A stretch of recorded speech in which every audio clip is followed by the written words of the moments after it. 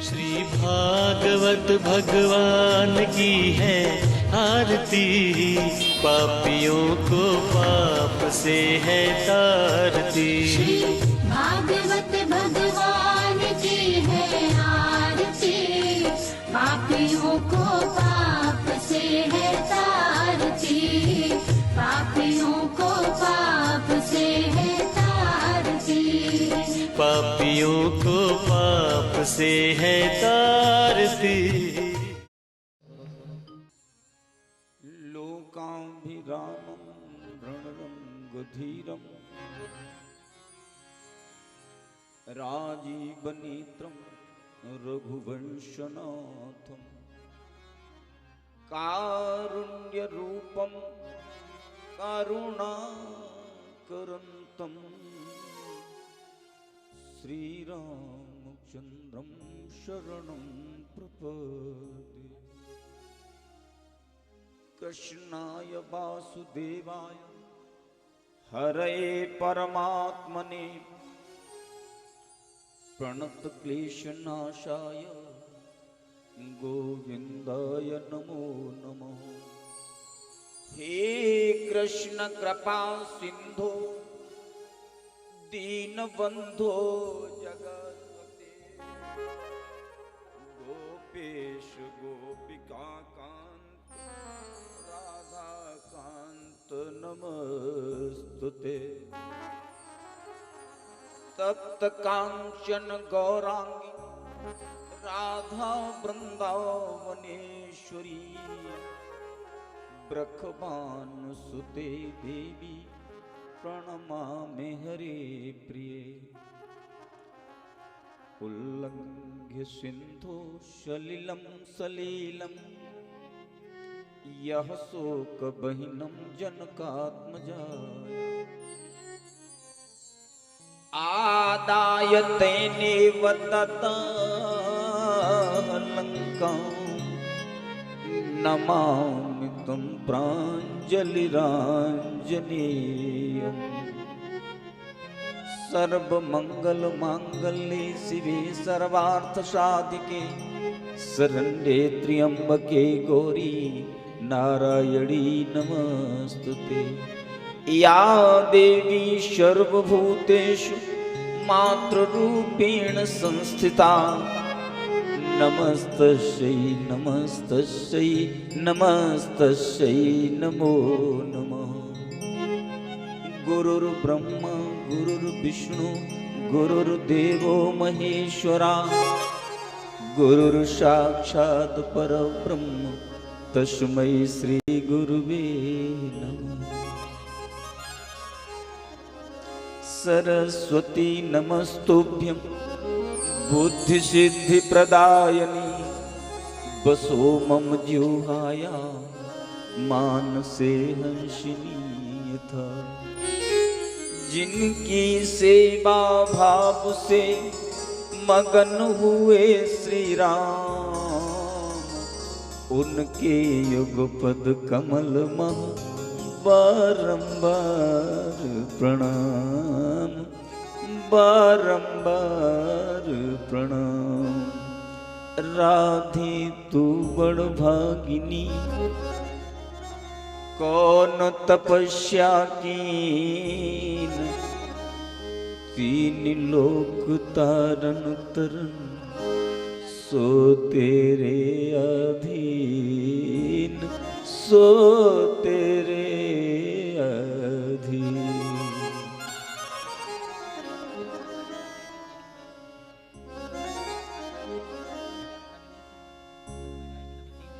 कोटि कोटि ब्रह्मांड नायक परम परात्पर परम पुरुष परमात्मा अनंत श्री विभूषित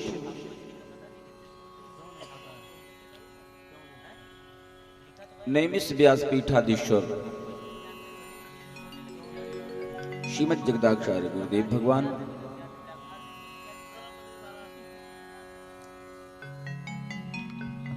पूज्य संत चरणवृंद, वेद की साकार प्रतिमा के स्वरूप परम विद्वान हमारे आचार्यगण, संगीत के महान साधक हमारे संगीतज्ञ बंधु इस महा आयोजन के मुख्य आयोजक परम श्रद्धेय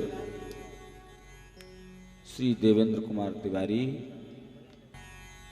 परीक्षित जी महाराज, उनकी धर्मपत्नी, उनका समस्त परिवार,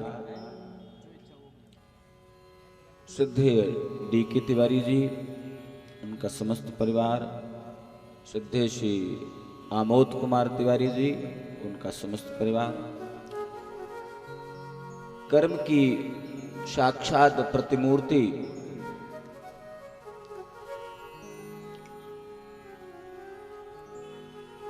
जिनका पल पल क्षण क्षण भगवत सेवा के लिए समर्पित है, ऐसी हमारी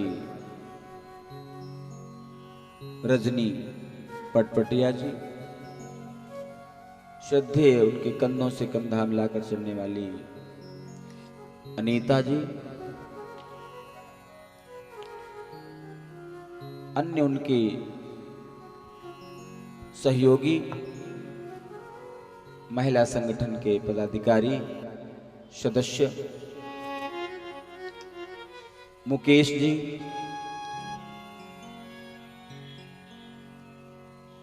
हमारे साउंड सर्विस के बड़ी ही दिव्य व्यवस्था रखते हैं हमारी बिन्नी जी, मेहरा साउंड सर्विस, तुलसी चैनल के माध्यम से घर बैठे अवलोकन कर रहे समस्त भक्तगण, भगवत भक्तों, श्रद्धा में माताओं, धर्म के भावी संभक्त परम प्रिय बख्शो, आइए बड़े ही भाव के साथ एक बार अपनी डोर को उस परमात्मा से जोड़ते हैं जिससे जुड़ने के बाद फिर ये संसार का बंधन सदैव सदैव के लिए टूट जाता है। आइए बड़े भाव से। श्री राधे गोविंदा, श्री राधे गोविंदा, मन भजले हरि का प्यारा नाम है। श्री राधे गोविंदा, मन भजले हरि का प्यारा नाम है। श्री राधे गोविंदा, मन भजले हरि का प्यारा नाम है। गोपाला हरि का, गोपाला हरि का प्यारा नाम है। नंदलाला हरि का प्यारा नाम है। श्री राधे गोविंदा, मन भजले हरि का प्यारा नाम है। श्री राधे गोविंदा, मन भजले हरि का प्यारा नाम है।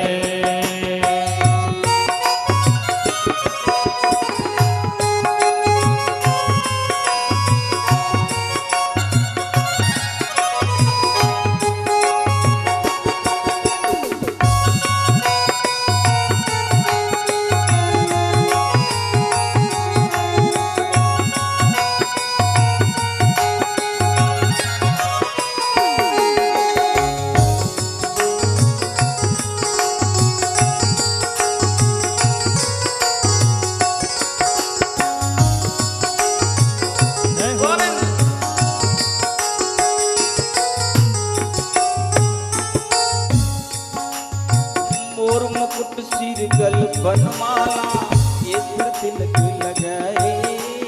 केसर तिलक लगाए। मोर मुकुट सिर गल बनमाला, केसर तिलक लगाए।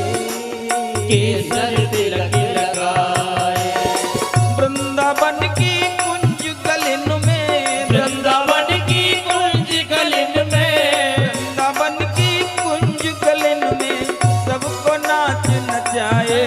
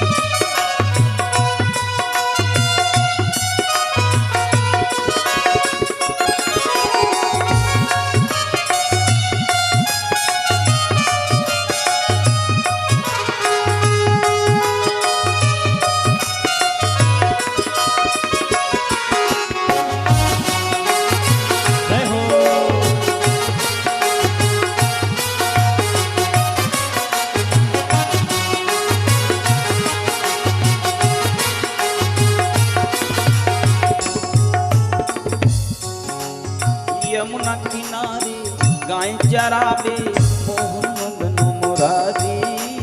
मोहन मदन मुरारी। यमुना किनारे गाय चरावे मोहन मदन मुरारी। मोहन मदन मुरारी।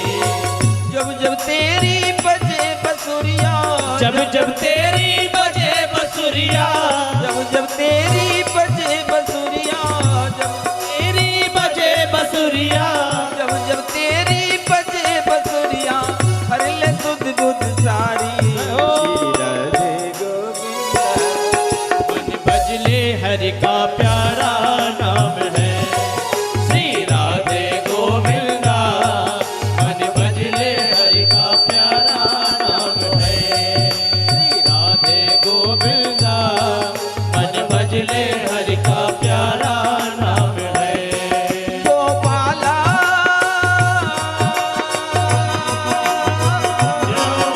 गोपाला हरि का प्यारा नाम है। नंदलाला हरि का प्यारा नाम है। श्री राधे गोविंदा। मन भजले हरि का प्यारा नाम है श्री राधे गोविंदा। मन भजले हरि का प्यारा नाम है।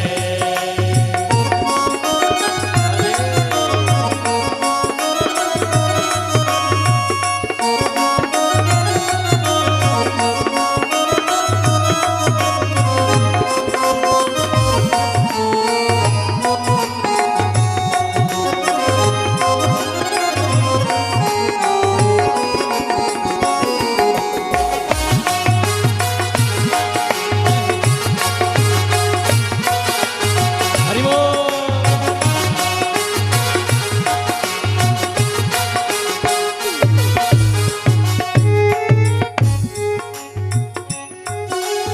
नटवर नार कहती मीरा, सुर को श्यामल भाया। सूर को श्यामल भाया। नटवर नार कहती मीरा, सुर को श्यामल भाया। सूर को श्यामल भाया। तुकाराम श्री नाम देव ने, तुकाराम श्री राम देव ने, तुकाराम श्री नाम देव ने विठल विठल गाया। श्री राधे गोविंदा। मन भजले हरि का प्यारा। श्री राधे गोविंदा। मन भजले हरि का प्यारा नाम है श्री राधे गोविंदा। मन भजले हरि का प्यारा नाम है। गोपाला हरि का, गोपाला हरि का प्यारा नाम है। लाला हरि का प्यारा नाम है। श्री राधे गोविंदा। मन भजले हरि का प्यारा नाम है श्री राधे गोविंदा। मन भजले हरि का प्यारा नाम है।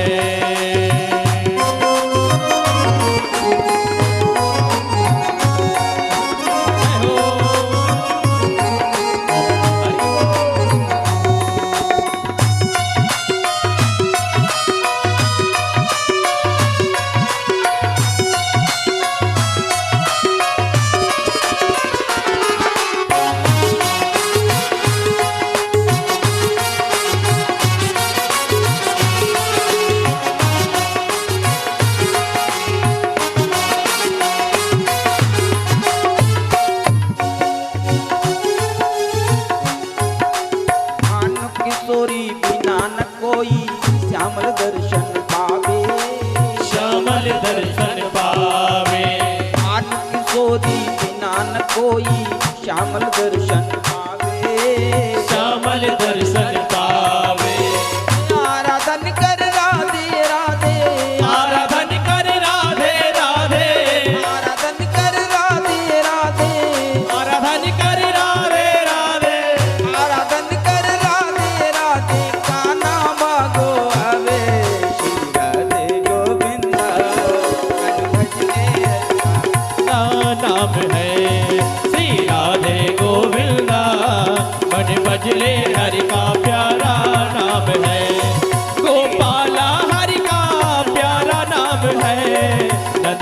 वाला हरि का प्यारा नाम है।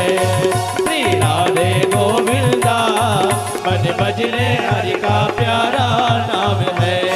श्री राधे गोविंदा मन भजले हरि का प्यारा नाम है।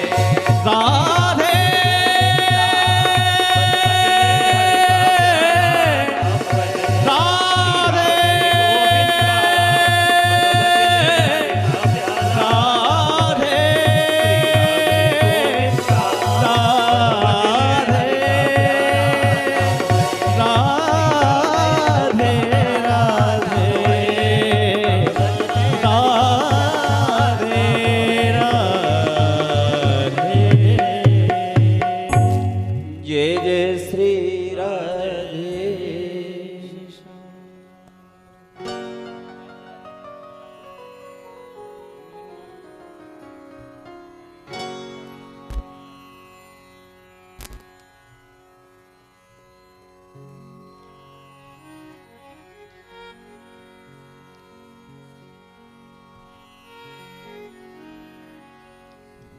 भगवत भक्तों,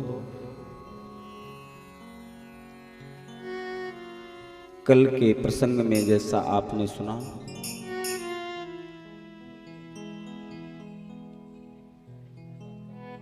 भगवान की लीला को देखकर ब्रह्मा जी भी मोहित हो गए।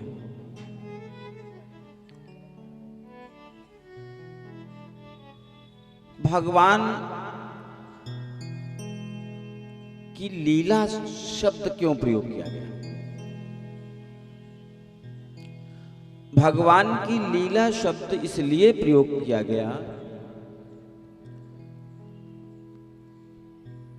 कि जिसके चरित्र को हम समझ न सके, जिस चरित्र को हम जान न सके, उसे लीला कहते हैं। जिसको हम समझ न सके, जिसको जान न सके,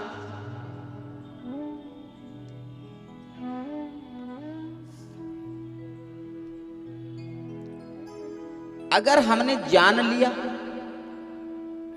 तो फिर ईश्वर कैसा? अगर हमने उसकी लीला को समझ लिया तो फिर वो ईश्वर काहेगा? फिर तो वो हम जैसा हो गया, फिर वो हमसे छोटा हो गया। जिसको हम जान लें फिर तो वो हमारे अधीन हो गया, फिर तो वो हमसे छोटा हो गया। ईश्वर वो है जिसकी चरित्र को जाना नहीं जा सकता, जाना नहीं जा सकता। नेति नेति सब निगम कह, सारे वेद नहीं जिसको जान पाए, पुराण नहीं जान पाए, ऋषि नहीं जान पाए, जिसको कोई न जान पाए वही ईश्वर। जिसको जाना न जा सके,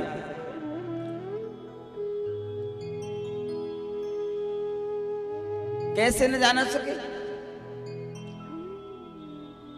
यतो वाचो निर्वतन्ति अप्राप्य मनसा सा। जहां मन और वाणी दोनों न जा सके,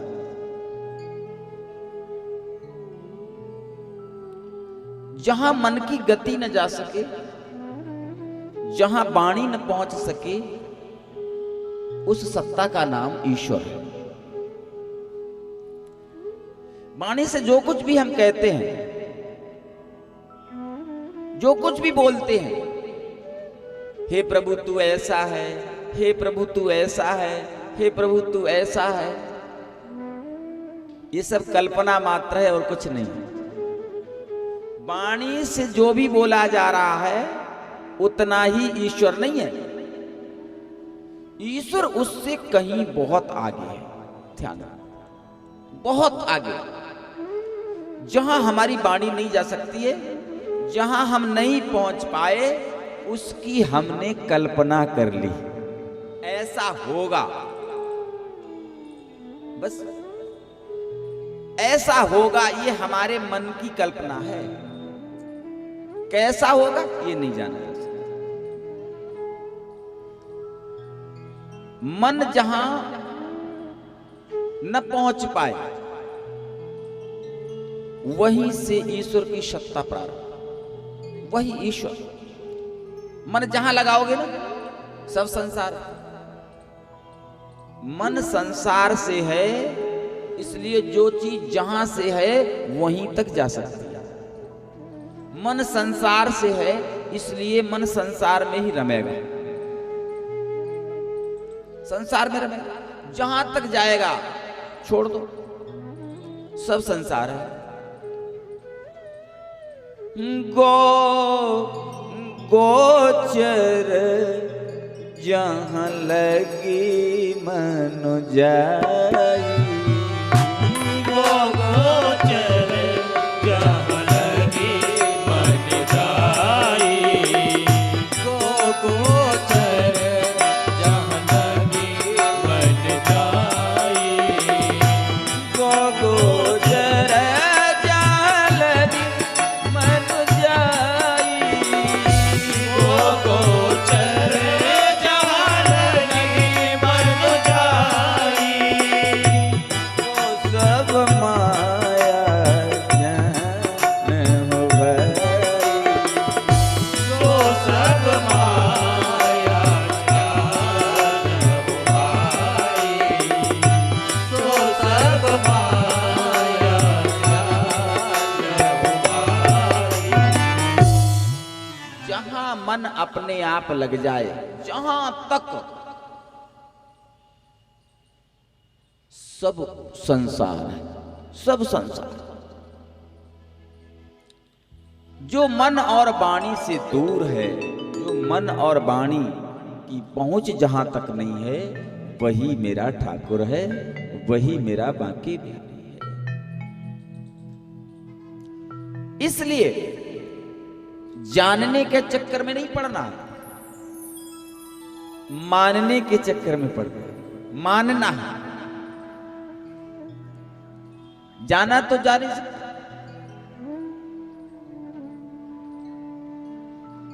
अति विचित्र भगवंत गति को जग जाने, जो कोई नहीं जा सकता, कोई जान ही नहीं सकता। हाँ, भजन में इतनी ताकत है, भजन में तो इतनी ताकत है कि परमात्मा को पूर्ण रूप से तो नहीं जाना जा सकता, लेकिन कुछ कुछ लक्षण पता लग सकते हैं, कुछ कुछ। यही तो भगवान शिव ने कहा कि तुम्हारे भजन प्रभाव अघारी, जानो महिमा कछुक तुम्हारी। कुछ थोड़ा हाव भाव जाना जा सकता है। भजन की गहराई हो, भजन का धरातल पक्का हो, तब, उससे पहले नहीं।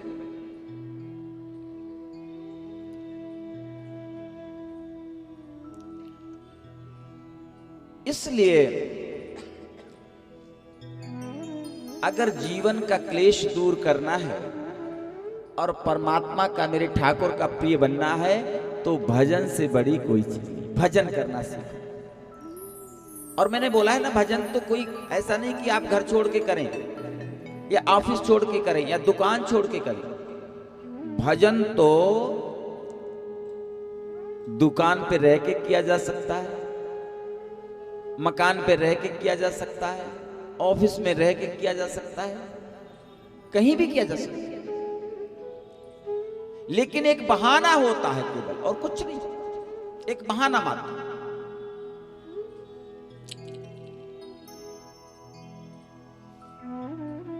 कथा श्रवण करना, भगवान की जहां कथा होती हो वहां श्रवण करो। सबसे बड़ा जो माध्यम है ना जीवन को सुधारने का, वो सत्संग है, कथा श्रवण है। इससे बड़ा माध्यम दुनिया में कोई नहीं है।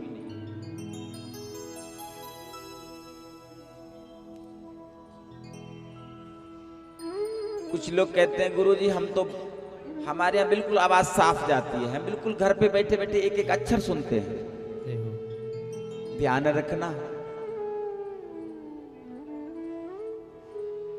जब तक जो भाव कथा में चल के सुनने में है, जो फल चल के सुनने में है, वो टीवी पर बैठ के नहीं है।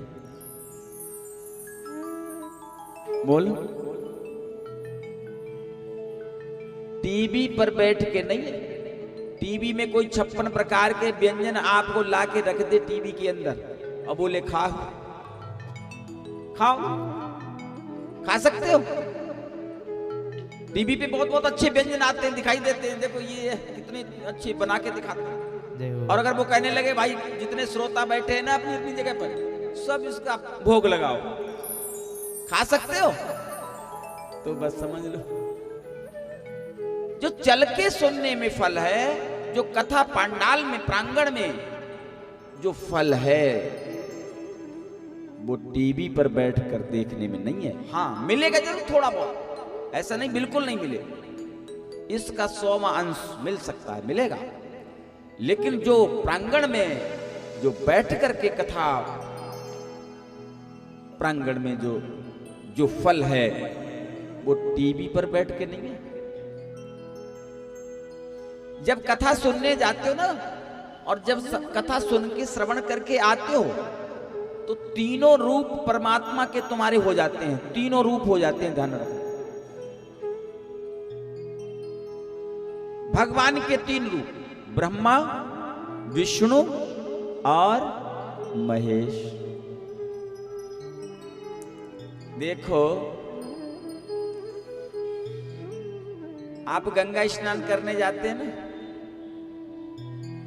तो पहले गंगा जी में घुसते हैं, प्रवेश करते हैं, फिर गंगा जी में डुबकी लगाते हैं, लगाते हैं नहीं लगाते, और फिर आप जब चलते हैं तो जो भी आप कमंडल या जो भी बोतल जो कुछ आप घर से लाए हैं, उसमें थोड़ा गंगा जल अवश्य ले जाते हैं। बोलो ले जाते हैं कि नहीं ले जाते हैं? गंगा स्नान आप करने गए, आप घुसे, आप डुबकी भी लगाते हैं, आप घुसते भी हैं, और आप जब चलते हैं तो गंगा जल अवश्य ले जाते हैं, ले जाते हैं। ऐसे ही ये कथा गंगा है। सकल लोक जग पावन गंगा, ये गंगा है, कथा गंगा है। इस कथा गंगा में भी जो प्रवेश करता है ना, और जो बैठ करके सुनता है, श्रवण करता है, और श्रवण करके ग्रहण करके जो ले जाता है साथ, उसके तीनों रूप हो जाते हैं। कैसे? जब आप प्रवेश करते हैं तो आप विष्णु होते हैं, समझ लेना। जब प्रवेश करते हैं पांडाल में और गंगा स्नान में, तो आप विष्णु होते हैं। जब आप डुबकी लगाते हैं तो आपका रूप भगवान शिव का होता है, और जब आप चलते हैं तो आपका रूप ब्रह्मा जी का होता है। कैसे कैसे होता है? जब आप घुसते हैं तो आप विष्णु कैसे हैं? विष्णु जी के अंगूठे से गंगा जी निकली हैं। बोलो निकली। तो जब आप गंगा जी में घुसते हो तो सबसे पहले पैर जाता है, तो पैर का जो अटैचमेंट है गंगा जी से होता है, तो आप विष्णु हो गए, क्योंकि विष्णु के अंगूठे से गंगा जी निकली हैं। आपका भी अंगूठा गंगा जी को स्पर्श कर रहा है, आप विष्णु स्वरूप हैं। जब आप डुबकी लगाते हैं तो आपके सिर पर गंगा जी होती हैं, और भगवान के भी जटाओं से गंगा जी निकली। जब आप चलते हैं गंगा जल को लेकर के, तो आप ब्रह्मा होते हैं, क्योंकि ब्रह्मा के कमंडल में गंगा जी, तीनों स्वरूप आपके हो जाते हैं। ऐसे ही जब आप कथा प्रांगण में घुसते हैं, फिर आप बैठते हैं, उसको श्रवण करते हैं मन से, मस्तिष्क से, और जब चलते हैं तो कुछ न कुछ लेकर जाते हैं, इसलिए तीनों स्वरूप आपके हो जाते हैं। इसलिए जो फल कथा प्रांगण में आकर के सुनने में है, वो फल टीवी पर देखने में नहीं है।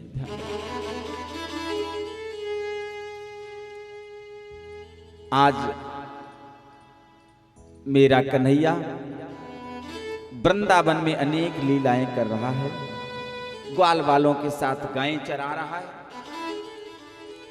एक धेनुकासुर नाम का राक्षस था, ताल वन में रहता था। तो करता क्या था, वो न तो फल, उसका जो वन था उसमें अनेक प्रकार के फल लगे हुए थे, तो न तो स्वयं खाता था और न किसी को खाने देता था। न तो फल स्वयं खाता था न किसी को खाने देता था। देखो, जो सब कुछ संचित करता रहे, इकट्ठा ही करता रहे जीवन में, न तो स्वयं खर्च करे और न किसी को करने दे, वो धेनुकासुर है, समझ लो। जो न खुद खाए, न तो खुद खाए और न किसी को खिलाए, वो भी धेनुकासुर है, समझ लेना। जो पूरे जीवन सब कुछ इकट्ठा तो करे लेकिन कुछ भी दान न करे, कुछ भी धर्म में न लगाए, कुछ भी सत्कर्मों में न लगाए, तो वो धेनुकासुर है, समझ लेना। इससे ज्यादा और कुछ नहीं है।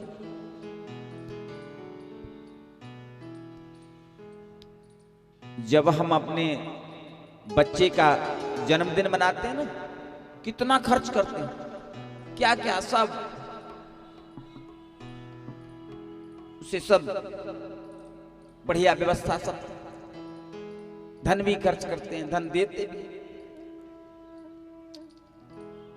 विवाह होता है पुत्र का, देखो कैसे धन लुटाते हैं। अगर पुत्र का विवाह है ना, तो पहले से ही बैंक में जो परिचित होता है ना, उससे कह देते हैं हमें करेंसी की वो चाहिए, गड्डी बिल्कुल नई, 2 गड्डी निकाल देना, 500 की, 100 की, 50 की। जब पुत्र का विवाह होता है तो करेंसी की बैंक से गड्डी निकाली जाती है, बिल्कुल नई, और फेंकी जाती हैं बाजे बजाने वालों की। जो बाजा बजाते हैं पुत्र के विवाह में, उन पर बैंक की करेंसी के नोट फेंके जाते हैं। और हमारे ठाकुर पर जो सबसे रुपया जो कहीं नहीं चलता है, वो ठाकुर पे चढ़ाया जाता है। कभी ता उम्र कल्याण होने का कोई कारण है? कभी नहीं हो सकता। पुत्र के विवाह में, पुत्रियों के विवाह में जो बैंड बाजा बजाते हैं, उन पर करेंसी की नोट फेंके जाते हैं। बोलो, पहले से एडवांस दे दिया, बात कर ली जाती है बैंक से लेने के लिए, हमें साहब इतनी इतनी गड्डी चाहिए, फेंकते हैं बुरी तरह सब। और जब ठाकुर जी पे चढ़ाने की, ठाकुर जी को देने की बात आती है ना, तो ठाकुर जी जो कहीं नोट न चले, जिसका कोई ग्राहक नहीं, उसे ठाकुर जी पे कथा में बोले ये नोट नहीं चला। अरे बोले क्यों चिंता करते हो, कथा में चढ़ा देना, कथा में सब चल जाए। और उसके बाद ठाकुर से कल्याण चाहते हो, उसके बाद तुम सुख चाहते हो, कभी इच्छा भी मत कर लेना। कभी हजारों रुपए लुटा देते हो उसमें, बेमतलब सड़कों पे फेंक देते हो। और ठाकुर जी की जब बात आती है तब परेशानियां गिनाने लगते हो। तो ठाकुर जी कहता है चलो ठीक है, अगर परेशानी ही चाहते हो तो चलो परेशानी गिनाते हो तो परेशानी में ही रहोगे। फिर क्या होता है, फिर एक्सीडेंट होता है, कहीं कुछ होता है, कहीं कुछ होता है, फिर रोते हैं, फिर जाकर के डॉक्टर साहब पैरों पे गिरते हैं, डॉक्टर साहब बचा लो, पैसे की चिंता मत करना, पैसे की बिल्कुल चिंता मत करना, बस बच जाएंगे, बच जाए। बोलो, वहां पैसे की कोई चिंता मत करना। अगर ठाकुर जी के लिए कोई बात कह दी तो परेशानियां गिनाने लगते हैं, और डॉक्टर से कहते हैं पैसे की चिंता मत करना, तब ठाकुर हंसता है कि देखो अब ठीक रहा, अब बिल्कुल ठीक रहा। समझ तो जो न खर्च करे और न कराए वो धेनुकासुर, न खाए और न खाने दे वो धेनुकासुर, जो जीवन भर इकट्ठा करता रहे लेकिन जो न दान करे, न पुण्य करे, न सत्कर्म करे, न सद्धर्म में लगाए, वो धेनुकासुर समझ। ऐसे धेनुकासुर का मेरा कन्हैया वध कर देता है। गधे के रूप में धेनुकासुर आया। धेनुकासुर को गधे के रूप में क्यों बताया गया शास्त्र में, भागवत में? मैं बोलता हूं ना कि गधा सदैव दूसरे के लिए जीता है। बोलो, गधा सदैव दूसरे के लिए जीता है। ऐसे ही जो धेनुकासुर होता है ना, जिसकी गधे जैसी वृत्ति होती है, वो हमेशा जो भी इकट्ठा करता है दूसरे के लिए, दूसरा उसका आनंद उठाता है। वो ऐसे ही इकट्ठी कर करके मर जाता है। न तो इस लोक में उसे चैन मिलता है और न उस लोक में उसे चैन मिलता है। इसलिए गधे का स्वरूप बताया, गधे जैसा। बलराम के द्वारा भगवान ने उसका वध करा दिया।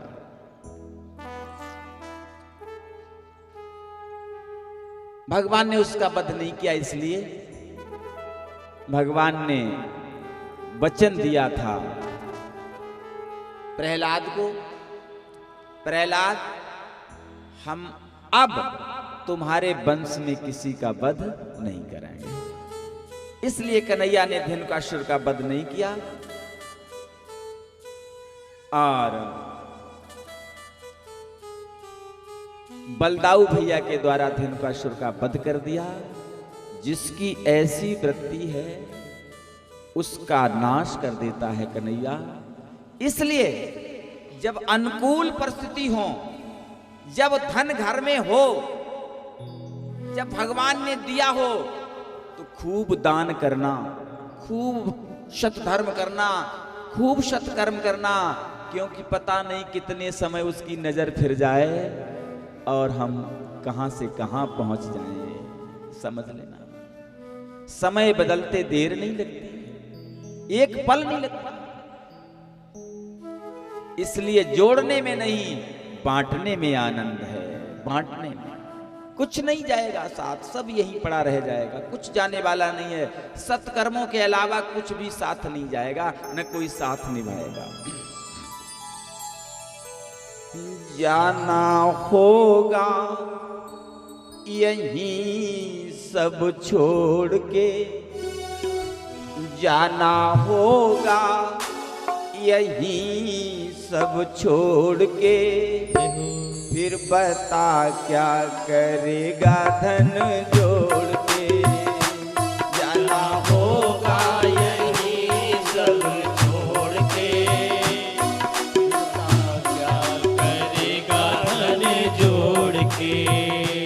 जाना होगा यहीं सब छोड़ के, फिर बता क्या करेगा धन जोड़ के। जाना होगा यहीं सब छोड़ के, फिर बता क्या करेगा धन जोड़ के।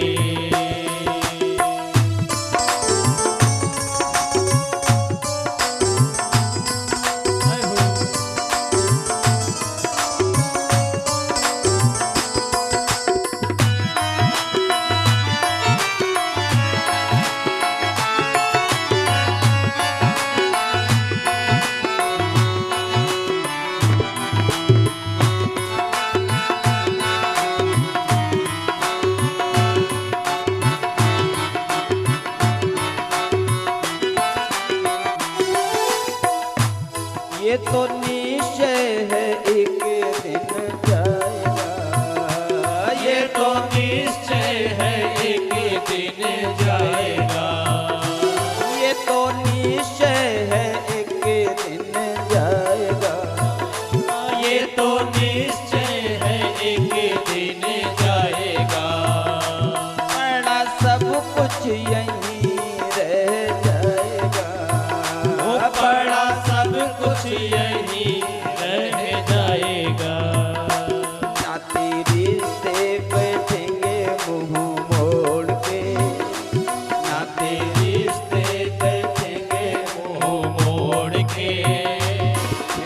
बता क्या करेगा धन जोड़ के। जाना होगा यही सब छोड़ के, फिर बता क्या करेगा धन जोड़ के। जाना होगा यही सब छोड़ के, फिर बता क्या करेगा धन जोड़ के।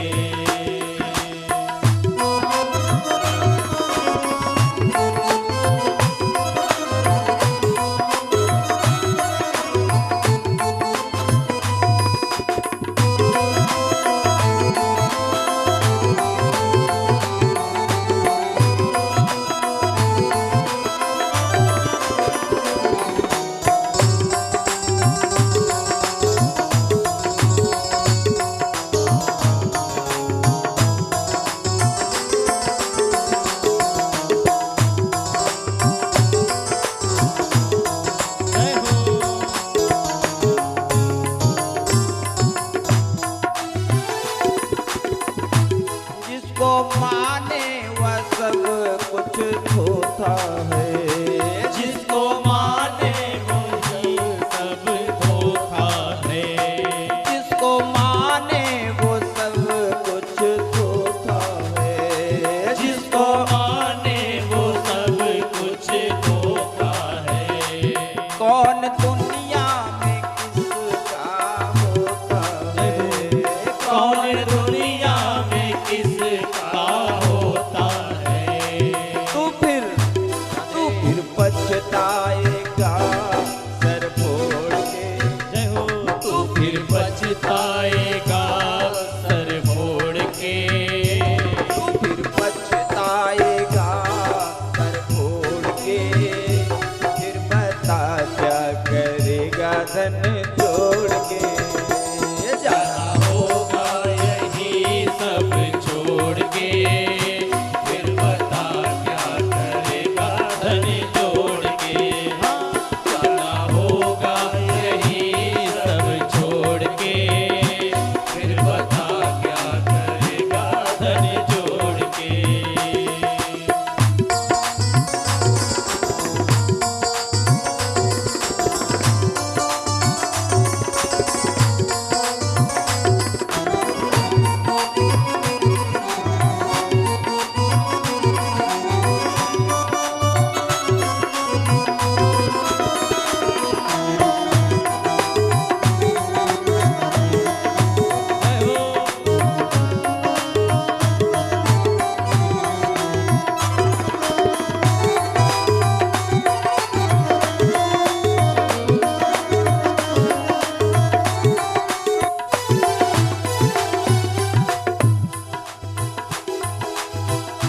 पास धन है तो सब घेर लेते हैं। पास धन है तो सब घेर लेते हैं। पास धन है तो सब घेर लेते हैं। पास धन है तो सब घेर लेते हैं। आया संकट तो मुंह फेर लेते हैं।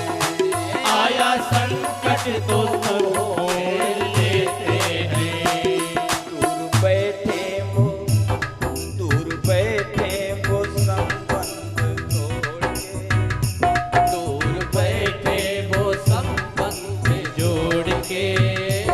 दूर बैठे वो संबंध तोड़ के। दूर बैठे वो संबंध तोड़ के। फिर बता क्या करेगा धन जोड़ के।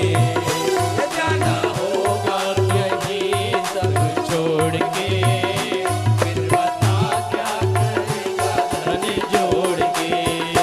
जाना होगा यही सब छोड़ के, फिर बता क्या करेगा धन जोड़ के। जाना होगा यही सब छोड़ के, फिर बता क्या करेगा धन जोड़ के।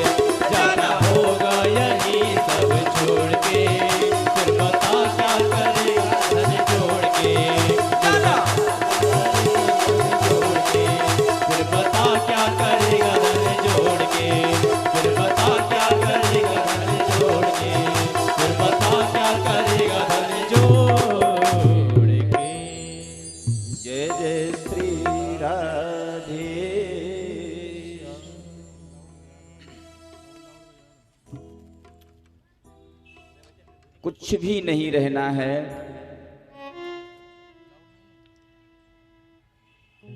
कुछ भी साथ नहीं जाना है।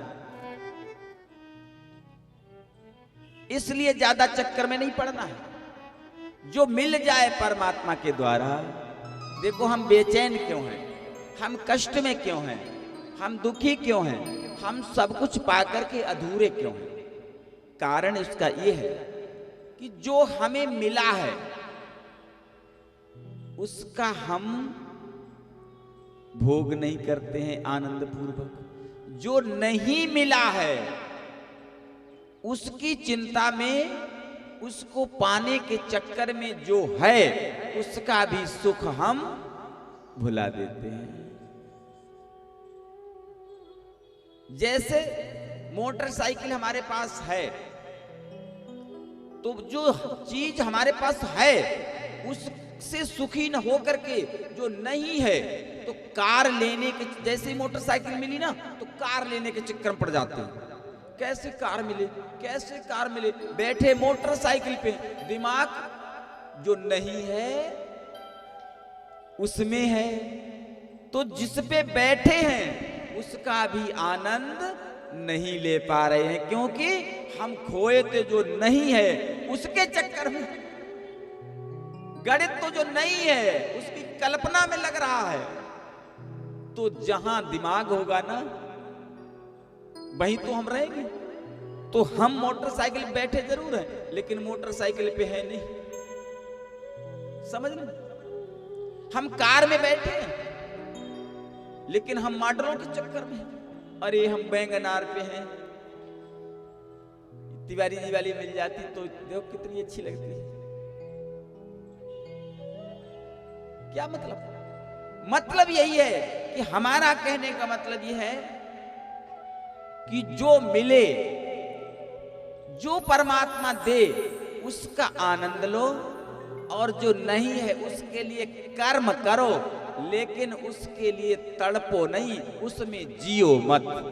जियो सदैव वर्तमान में। जो वर्तमान में जीता है वही सच्चा आनंद प्राप्त कर पाता है। कर्म करो। कर्म तो हमारा कन्हैया कहता है कर्मणेवाधिकारास्ते मां फलेषु कदाचिन। कर्म तो करना है लेकिन फल की इच्छा में नहीं। फल का पहले हमें कल्पना नहीं करनी है, फल को पहले कल्पित नहीं कर लेना है, लेकिन हम कर्म करने से पहले फल को कल्पित कर लेते हैं। और अगर नहीं मिला, नहीं मिला तो क्या दुख है कि नहीं? बोलो। अच्छा, ये सुख दुख और कुछ है ही नहीं। एक भक्त ने अपने गुरु से पूछा, गुरुदेव एक बात बताओ, ये सुख दुख क्या है? गुरु जी ने कहा सुख दुख तो तब बताएं क्या है जब वो हो। गुरु जी सुख दुख नहीं है, इसमें तो सारा संसार मरा जा रहा है, आप कह रहे सुख दुख है ही नहीं है। बोले है ही नहीं भाई, कहीं न सुख है और न दुख है।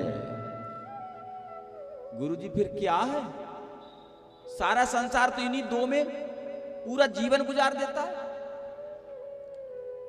कोई हंसता हुआ मिलता है तो कोई रोता हुआ मिलता है, कभी कोई हंस रहा होता है कभी वो रो रहा होता है। क्या मतलब है? बोले न कहीं सुख है न कहीं दुख है, ये मनुष्य स्वयं खुद उसका निर्माण करता है, खुद बनाता है। कैसे गुरुजी खुद क्यों बनाता है? बोले देखो सुख क्या है और दुख क्या है, ये दोनों कल्पित हैं, मनुष्य की कल्पना में ही आ जाते हैं। कैसे? जैसे हम चाहें हमारा लड़का इंजीनियर बन जाए, इंजीनियर बन गया, हम सुखी? बोलो सुखी। हम चाहें हमारे पास ये गाड़ी हो, आ गई, हम सुखी। हम चाहें बढ़िया बंगला बन जाए, बन गया, हम सुखी। जो हम चाहें वो होता रहे, हम सुखी। बोलो, जो हम चाहें होता रहे, हम सुखी। और जो हम चाहें वो न हो, उसी क्षण हम दुखी। न कहीं सुख है न कहीं दुख है, ये हमारी चाह ही सुख और दुख का कारण है। ये अनुकूलता और प्रतिकूलता ही सुख और दुख का कारण है। हमारे अनुकूल कार्य होता रहे, जो हम चाहें होता रहे, हम सुखी, और जो हम चाहें नहीं होगा, नहीं हो, हम दुखी। बस न कहीं सुख है न कहीं दुख है। इसलिए जो प्रभु ने दिया है, जो ठाकुर ने दिया है, उसी में आनंद से उसका भोग करो, आनंद से ठाकुर को समर्पित करके, ठाकुर का भोग लगा करके, उसको अर्पण करके। देखो, जो उसको अर्पण करके प्राप्त करता है ना, वो भोग नहीं रहता, वो प्रसाद बन जाता है, प्रसाद। और प्रसाद कितना दिव्य होता है। हमारे देवेंद्र तिवारी जी बनवाते हैं प्रसाद भागवत, कितना स्वादिष्ट। घर में आप लाख स्वाद करके बनाइए, बढ़िया करके बनाइए, लेकिन जो स्वाद प्रसाद में मिलेगा आपको, वो घर के भोजन में नहीं मिल सकता। ठाकुर का भोग लगा हुआ होता है, ठाकुर में जिसका भोग लग जाता है वो तो दिव्य बन जाता है। इसलिए ठाकुर को अर्पण करके जो भोग करोगे ना, वो भोग भोग नहीं रहेगा, वो योग बन जाएगा, वो प्रसाद बन जाएगा। जो दिया है उसमें संतोष रखो और आगे के लिए कर्म करते रहो। कर्म न रोको, अकर्मण्य न बनो। लेकिन तुम्हारी कॉपी खुद नहीं चेक कर सकते, कॉपी तो मेरा ठाकुर ही चेक करेगा। इसलिए जो मिला है उसमें जियो, वर्तमान में जियो। गोधन गज धन बाज धन और रतन धन खान, जब आवे संतोष धन तो सब धन धूर समान, सब धन धूर समान। इसलिए सदैव वर्तमान में जीना चाहिए, वर्तमान में। हमारा कन्हैया अनेक दिव्य लीलाएं करता है। एक बार कन्हैया खेलने के लिए गया बाहर, मां बैठी हुई उदास, कन्हैया आया,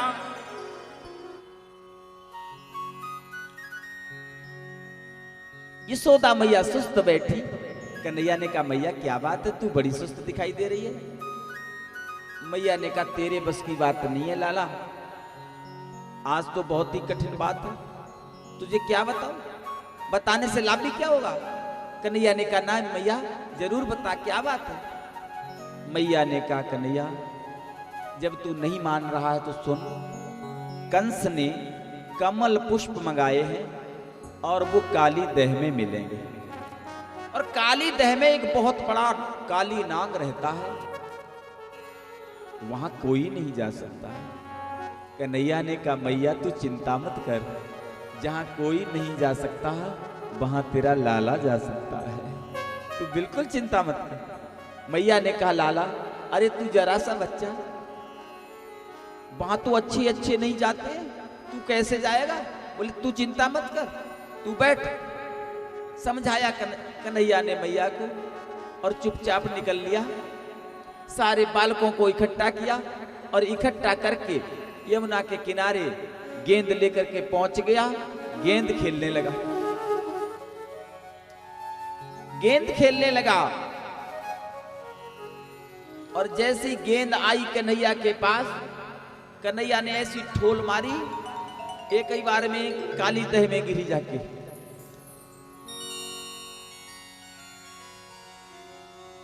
सारे सखा कन्हैया के पास पहुंच गए। कन्हैया तूने बहुत गलत काम किया है, तूने गेंद को काली दह में डाल दिया है। मैं गेंद तो यही लूंगा, मैं गेंद तो यही लूंगा। कन्हैया ने कहा, तू चिंता मत कर, गेंद अगर काली दह में चली गई है तो कोई बात नहीं, कपड़े की गेंद है, मैं दूसरी बनवा दूंगा। उसने कहा, नहीं गेंद तो मैं वही लूंगा। कन्हैया ने बहुत समझाया, अरे श्रीधामा तू क्यों पागल हो गया है, अरे गेंद तो तेरी कपड़ों की लिथड़ों की बनी हुई थी, सिली हुई थी, अरे उससे अच्छी, कई गुनी अच्छी गेंद बनवा के तुझे दे दूंगा। नहीं मुझे तो वही गेंद चाहिए, तू अच्छी बनवा के दे सकता है, खराब बनवा के दे सकता है, लेकिन जो थी वो थोड़ी दे सकता है, वो तो कालीदेह में चली गई। इसलिए तू मेरी गेंद जैसी है वैसी कालीदेह से निकाल के दे। जब सुना कन्हैया ने ये नहीं मानेगा, कन्हैया चढ़ गया कदम के वृक्ष पर और वृक्ष से कन्हैया ने छलांग लगा दी कालीदेह में। और जैसे छलांग लगाई नीचे चला गया कन्हैया। अब तो सारे ग्वाल वाल रोने लगे। उन्होंने सोचा ये कूदेगा तो नहीं, लेकिन वो तो कूद गया। उन्होंने सोचा ये तो वैसे ही कह रहा है, चढ़ रहा है, वैसे ही हमें डर पाने के लिए, ये थोड़ी कूद सकता है। इसे तो मालूम है कि कालीदेह में कितना जबरदस्त काली नाग रहता है, उसके सामने तो कोई जाता ही नहीं है। और जब कूद गया तो सारे घबरा गए, अरे कन्हैया, अरे मेरा कन्हैया। सारे सीता माँ को बुरा भला कहने लगे, तूने क्या किया, तूने मेरे कन्हैया को मुझसे अलग कर दिया। सारे परेशान व्याकुल। जैसी समाचार ब्रज में ये फैला, गायें तड़पनी, बछड़ी तड़पने लगी, गायें रेकने लगी, सब परेशान व्याकुल। अब क्या होगा, अब क्या होगा। कन्हैया जैसी नीचे पहुंचा, नाग पत्नी ने कहा, अरे तुम छोटे बच्चे हो, यहां कहां से आ गए? जाओ, भूल से आ गए हो, चले जाओ। कन्हैया ने कहा, भूल से नहीं आया हूं, जान के आया हूं। भूल के नहीं आया हूं, जान के आया हूं। बोले भाग जाओ। अगर हमारा जो पति है नाग अगर जग गया ना, तो एक ही फुसकार में तुम भस्म हो जाओगे। तुम जरा से बच्चे, अच्छे अच्छे तो यहां आते नहीं है। बोले जो काम अच्छे अच्छे नहीं कर सकते वही तो बच्चे कर सकते हैं। इसलिए जाओ, जाओ, अपने पति को जगा दो जाके। जब नहीं माना कन्हैया तो नागिन पहुंची, जगाया काली नाग को, बताया सारी कथा। और जैसी नाग ने सुना तो क्रोध में भर गया। देखा, अरे जरा सा बच्चा इतना दुस्साहस कर रहा है, इतना ढीठ।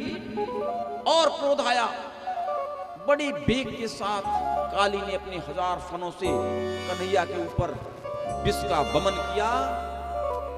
लेकिन जो भी विष काली वमन करता था वो कन्हैया तक पहुंचते पहुंचते सब प्रभावहीन हो जाता था।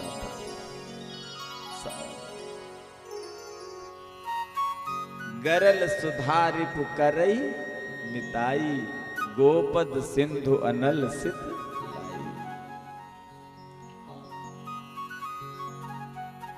कुछ नहीं बिगाड़ पाया। जब काली, तो कन्हैया ने कहा, ठीक तुमने अपनी पूरी ताकत लगा ली, अब तो कुछ बाकी नहीं रहा, क्योंकि तुम बाद में कहते हमें तो अवसर ही नहीं दिया। अब तुमने अवसर भी ले लिया, अब कोई बात नहीं, अब हमारी बारी है। कन्हैया कूदा और फन पर चढ़ गया, नाथ दिया काली को और फन पर नृत्य करने लगा।